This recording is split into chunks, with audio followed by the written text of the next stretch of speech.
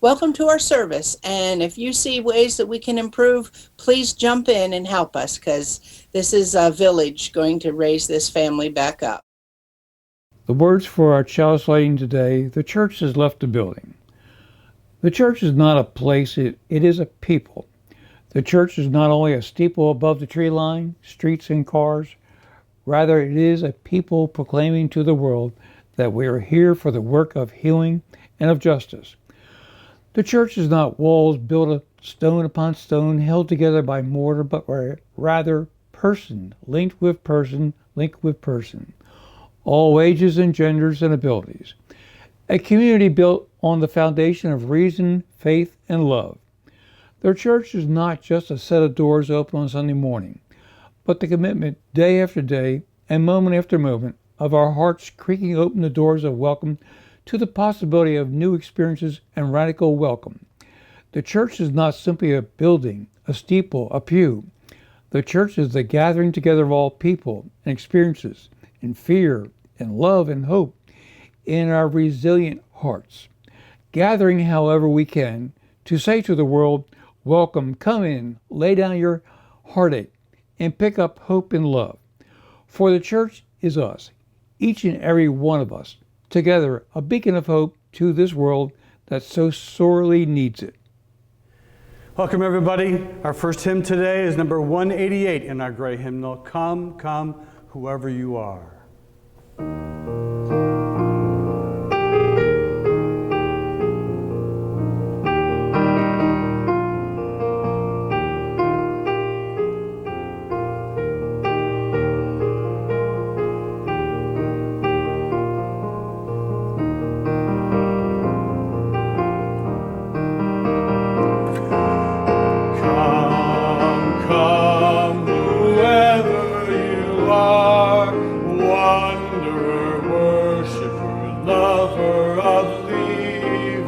Ours is no caravan of despair. Come yet again, come. Come, come, whoever you are, wanderer, worshiper, lover of leaving. Ours is no caravan of despair. Come yet again, come.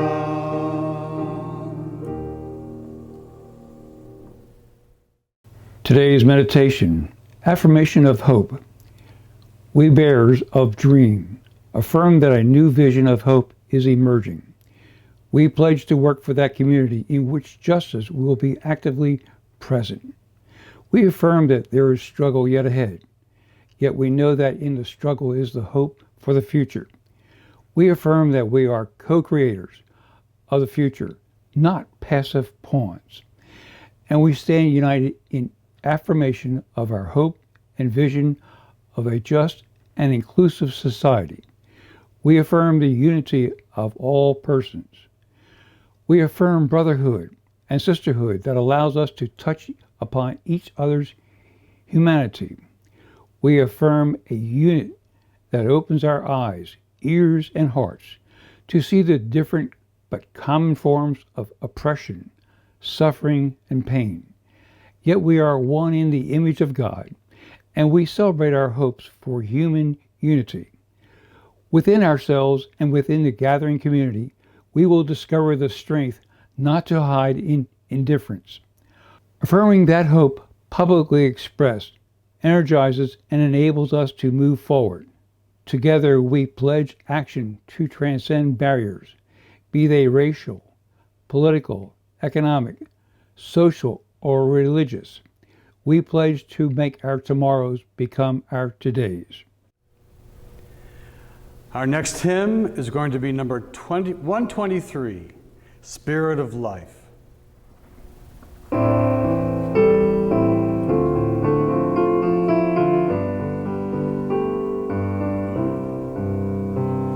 Spirit of life, come unto me. Sing in my heart all the stirrings of blow in the wind, rise in the sea, move in the hand, giving life the shape of justice. Roots hold me close, wings set me free. Spirit of life, come to me, come to me. Spirit of life, come unto me. Sing in my heart all the stirrings of compassion.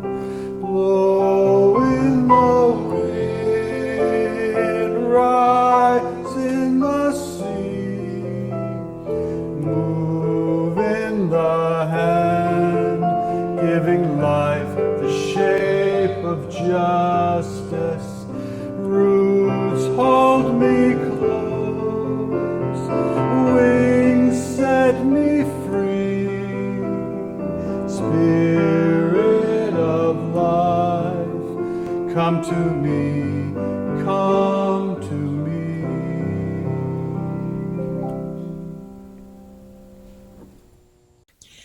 Good morning, everybody. My name is Candy Gale. I'm on the board of this church, and I am going to read you the story for all ages today. The story is Tiny the God by Becky Brooks. Once upon a time, there was a tiny, little, itty-bitty, very small, tiny little god named Tiny. She lived her life hearing stories of all the big gods. And well, let's face it, she was jealous. She knew she needed to think of some kind of special spark of an idea that would make her existence meaningful. After watching humans for a long time, she hit upon something that just might work. Something to make people think, yeah, that Tiny was really got a good idea going. This was it. This was going to make her famous. Ready? Here it is. You are not alone. She took the form of a very light breeze, and in a voice so quiet each person heard it only in their mind, she said, "You are not alone. You are not alone." People loved it. It was perfect, because who doesn't want to hear that? Pretty soon, Tiny was comforting people all over with, "You are not alone." Every evening, she took the form of the breeze and whispered it in people's ears. Until one day, she encountered someone who wasn't comforted at all. When Miriam heard Tiny's words in her mind, instead of feeling comforted, she felt agitated. Something was just kind of off about it. She kept saying it to herself over and over again, "You are not alone, you are not alone."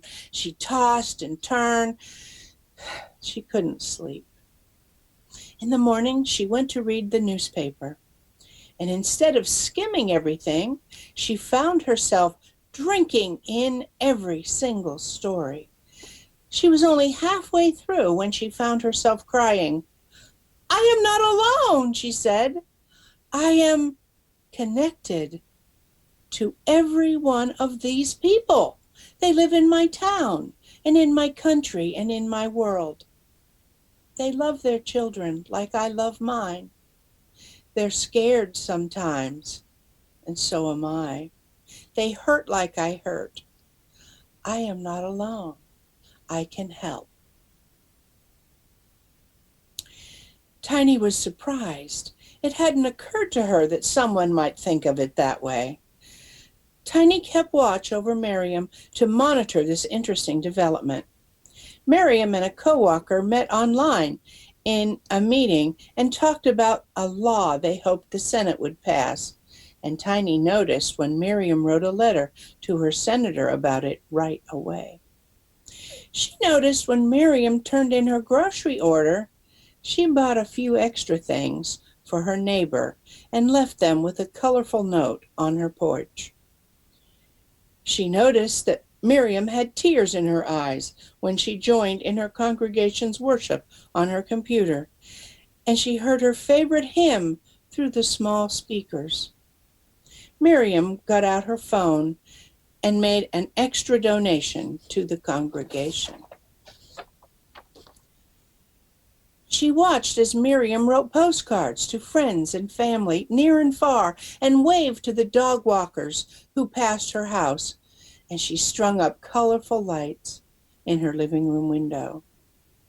But most importantly for Tiny, she noticed when Miriam received a phone call one evening from a friend she hadn't heard from in a long while. His voice was shaking. "I'm having a hard time," he said. He started to tell her about her troubles, but he began to cry.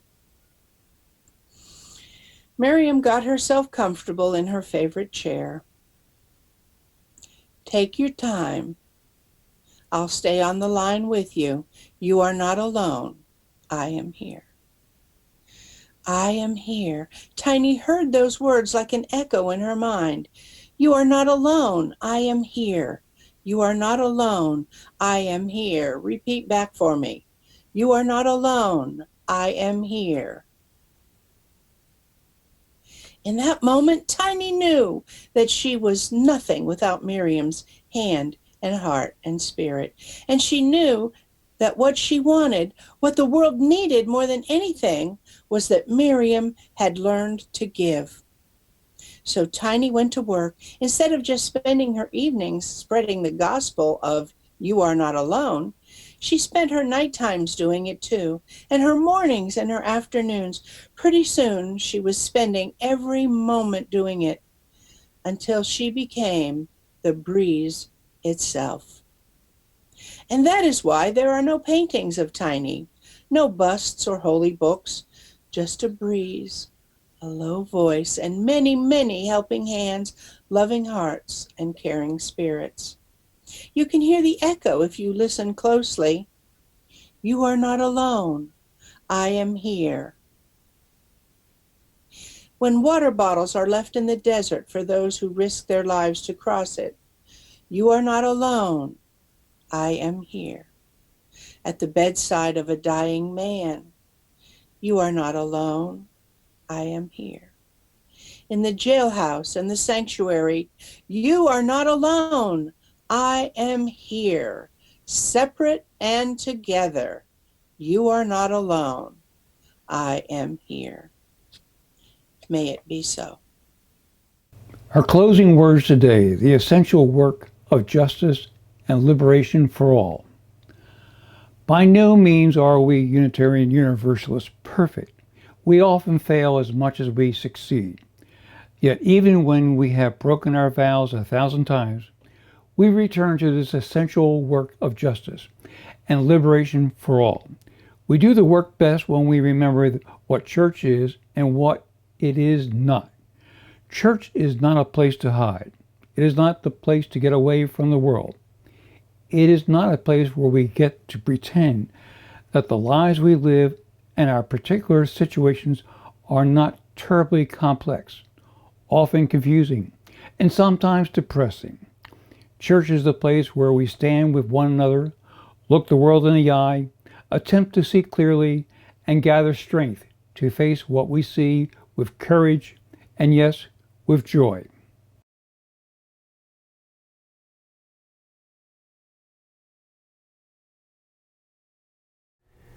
Hello, everyone. Our next hymn is number 131, Love Will Guide Us.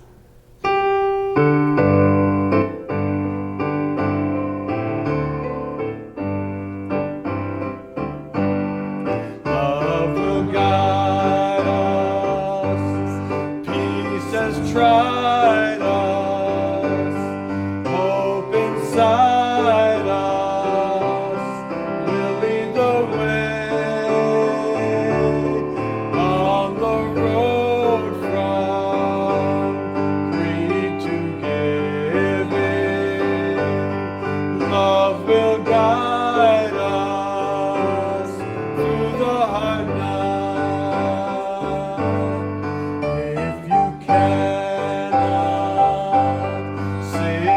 like angels. If you cannot speak before thousands, you can give from deep within you. You can change the world with your love.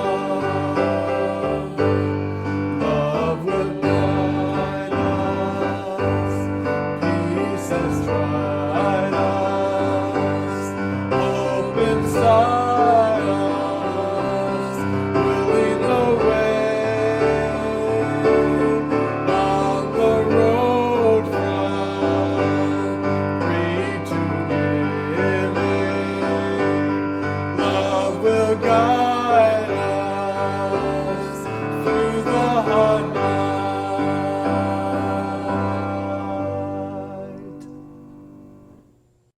Thank you all for being here. I hope you got something out of this. I know I did, and it's really nice to know that we're getting a chance to touch each of you. And we'll see you very soon, we hope.